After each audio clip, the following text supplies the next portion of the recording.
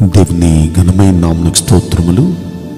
ఈ వాగ్దానం వింటున్న మీకందరికీ మన ప్రభువును ప్రియ రక్షకుడైన యేసుక్రీస్తు నామములో శుభములు, మా హృదయపూర్వకమైన వందనములు తెలియచేస్తున్నాం.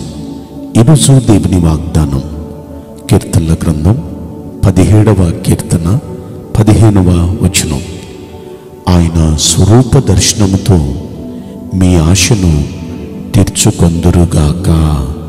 ఆమేన్. ప్రియ దైవ జనాంగమా, ఆయన స్వరూప దర్శనం లేక ఆయన ముఖ దర్శనం చూడాలని ఆశగా ఉందా? అలాంటి ఆశగల మీరు ఆయన స్వరూప దర్శనంతో, ఆయన ముఖ దర్శనంతో మీ ఆశ తీర్చుకొనబోతున్నారు. మీరు నిశ్చయంగా మీ ఆశను తీర్చబోతున్నాడు. బైబిల్ గ్రంథంలో ఆయన స్వరూప దర్శనం చూసిన వారి జీవితాలు పునీతమైపోయినాయి. మనకి యాకోబు తెలుసు. యాకోబు ఆయన అన్న చంపేస్తాడేమన్న భయంతో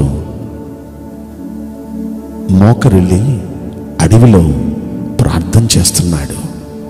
ఒంటరివాడిగా మిగిలిపోయి తన భార్యల్ని, తన పిల్లల్ని, తన దాసదాసీల్ని అందరినీ ఎబ్బేకు అనే రేవి పంపించేసి ఒంటరివాడిగా మిగిలిపోయి దేవుని పాదాల దగ్గర పెనుగులాడుతున్నాడు. ఆ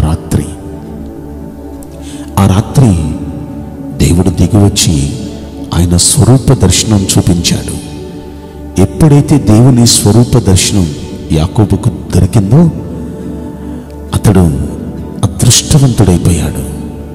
అప్పటి వరకు యాకోబుగా పిలువబడిన అతగాడు ఆ తెల్లవారుజాముకి అతని పేరు ఇజ్రాయేలుగా మార్చి అదృష్టవంతునిగా చేసేశాడు. ఆ ఇజ్రాయేలు గురించి మోషే మాట్లాడుతూ అంటాడు, బా ఇజ్రాయేలు, నీ భాగ్యం ఎంత గొప్పదయ్యా! యెహోవా రక్షించిన నిన్ను పోలిన వాడెవడున్నాడయ్యా? నిజంగా ఆ ఇజ్రాయేలుగా మారిన అతని జీవితంలో ఆ రోజు నుండి అతనికి, అతని పిల్లలకు, పిల్లల పిల్లలకు, ఆ వంశంలో పుట్టిన వారందరికీ ఒక స్పెషల్ ప్యాకేజ్ దేవుడు వారికి ఇచ్చి ప్రపంచంలో వారిని కాపాడినట్లుగా, వారి జీవితంలో అద్భుతాలు చేసినట్లుగా మరెవరి జీవితంలో జరగలేదంటే అతిశయోక్తి కాదు. అన్ని అద్భుతాలు ఆ సంతానంలో వారందరి జీవితాల్లో ప్రభు జరిగించాడు.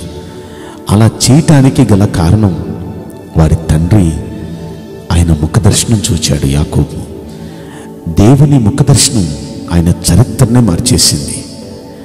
ఈ తెల్లవారుజామున దేవుని పాదాల దగ్గర గడుపుతున్న ప్రియ దైవ జనాంగమా, మీరు కూడా ఆయన ముఖదర్శనం చూడబోతున్నారు. ఆయన స్వరూప దర్శనంతో మీ ఆశ తీరబోతుంది.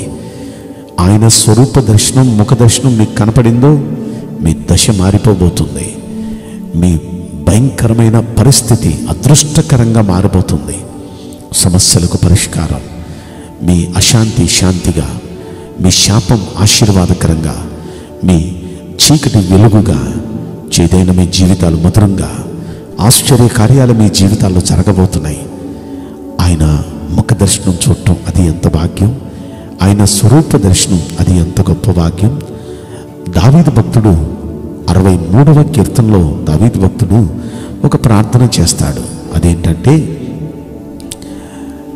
దేవా, నా దేవుడవు నీవే, వేకువనే నిన్ను వెతుకుతాను. ఎందుకంటే నీ బలాన్ని, నీ ప్రభావాన్ని చూడాలని పరిశుద్ధాలయమందు నేనెంతో ఆశతో నీ తట్టు కనిపెడుతున్నానయ్యా. నీళ్లు లేక ఎండిపోయిన దేశంలో ప్రాణులు ఎలాగైతే నీటి కోసం తహతహలాడతాయో అయ్యా, నిన్ను చూడాలని ఆశతో నా శరీరం కృషించిపోతుందయ్యా, తహతహలాడుతుందయ్యా. వా, దేవుని మీద ఎంత ఆశ! దేవుని ముఖదర్శనం చూడాలని ఎంత ఆశ! ఆయన 27వ కీర్తనలో కూడా ఒక చక్కని మాట అంటాడు. 4వ వచనంలో, యెహోవా యొద్ద ఒక్క వరం అడిగాను, దాన్నే నేను వెతుకుతున్నాను. అదేంటంటే యెహోవా ప్రసన్నతను చూడాలి, ఆయన ఆలయంలో ధ్యానించాలి, ఆయన ప్రసన్నతను చూడాలి. బా, ఏమి ఆశ అండి! దేవుని ప్రసన్నత చూడాలి, ఆయన ప్రత్యక్షతలను చూడాలి, ఆయన వెలుగును చూడాలి. నిజంగా ఆయన మోకరిల్లి పరిశుద్ధ ఆలయమందు ఎంతో ఆశతో ఆయన బలాన్ని, ఆయన ప్రభావాన్ని చూడాలని ఎంత ఆసక్తిగా ఈయన కనిపెడుతున్నాడో, అలా కనిపెడుతున్న ఇతగాని జీవితంలో ఈ 17వ కీర్తనలో 15వ వచనంలో అంటాడు, నేనైతే నీతి గలవాడనై నీ ముఖదర్శనం చేస్తానయ్యా. ఎందుకంటే ఆశగా అడిగాడు కాబట్టి ఆయన ముఖదర్శనం చేస్తున్నాడు అని అంటాడు. నేను మేల్కొనినప్పుడు నీ స్వరూప దర్శనంతో నా ఆశ తీర్చుకుంటానయ్యా. అంటే లేవగానే, మేల్కోగానే నీ స్వరూప దర్శనంతో, నిన్ను చూడగానే నీ స్వరూప దర్శనంతో నా ఆశ తీరిపోద్దయ్యా.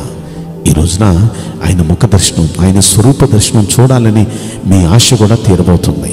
కోరహు కుమారులు వాళ్ళు 84వ కీర్తనలో 2వ వచనంలో వాళ్ళ ఆశను తెలియపరుస్తారు. యెహోవా మందిర ఆవరణలో చూడవలనని ప్రాణం ఎంతో ఆశపడిపోతుంది, అది సొమ్మసిల్లిపోతుంది. జీవము గల దేవుని దర్శించటానికి హృదయం, నా శరీరం ఆనందంతో కేకలు వేస్తుంది. అది నిజంగా ఆ దేవుణ్ణి, ఆయన బలాన్ని, ఆయన ప్రభావాన్ని, ఆయన ముఖ దర్శనాన్ని చూడాలని కౌరవ కుమారులు ఎంత ఆశపడ్డారో, ఎంత ఆశపడిన కౌరవ కుమారులకు ఆ దర్శనం దేవుడు చూపించాడు. అందుకనేమో 84వ కీర్తన 1వ వచనంలో అంటారు, సైన్యములకు అధిపతి యెహోవా, నీ నివాసాలు ఎంత రమ్యాలయ్యా. అంటే చూచిన వారే కదా చెప్పగలరు ఇలాగా. ఆ ముఖ దర్శనం చూచారు, వారి ఆశ తీరింది, వారి బ్రతుకులో పరిస్థితులన్నీ మారిపోయినాయి. ఆయన్ని, ఆయన ప్రభావాన్ని, ఆయన బలాన్ని, ఆయన ముఖ దర్శనాన్ని, ఆయన స్వరూప దర్శనాన్ని చూడాలని ఆశ కలిగి ప్రార్థన చేస్తున్న ప్రియ దైవ జనాంగమా, మీ ఆశ తీరునుగాక. ఆయన ముఖ దర్శనం చూచుట ద్వారా మీ స్థితిగతులు మారిపోనుగాక, మీ శాపం ఆశీర్వాదంగా మారునుగాక. ఇట్టి కార్యాలు ఈ వాగ్దానం వింటున్న ప్రతి జీవితంలో మన మంచి దేవుడు జరిగించునుగాక. ఆమేన్. నేను మీకోసం ప్రార్థన చేయబోతున్నాను. పరిశుద్ధుడా, ప్రేమగల యేసురాజా, మీ పరిశుద్ధ బంగారు పవిత్రమైన నామమునకు నిండు మనసుతో కోట్ల కొలదిగా స్తుతులు, స్తోత్రములు, వందనాలు చెల్లిస్తున్నాం. మీ ముఖ దర్శనం, మీ స్వరూప దర్శనం మా స్థితిగతులనే మార్చేస్తుంది.